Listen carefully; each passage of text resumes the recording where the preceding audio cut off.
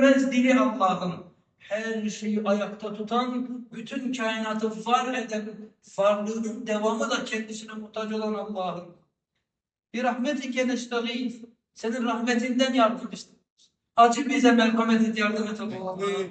Bütün hallerimizi sen güzelleştir ya Rabbi. Islah et bizi hayırla ya Rabbi. Ve la tekilna ilâ nefsina. Biz nefsimize bırak.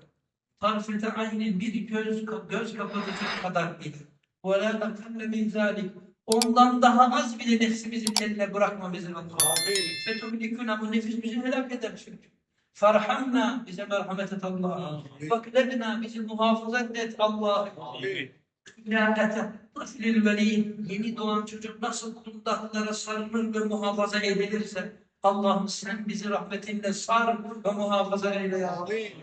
İnneke enten veliyyül hamid. Bizim velimiz, işimizi yüklenen, her işimizi gören sensin. Sonsuz kemalat sahibi olduğun için övgülere layık olan sensin. Akıbetimizi hayır eylesin. Elhamdülillahi Rabbil alemin. El Fatiha.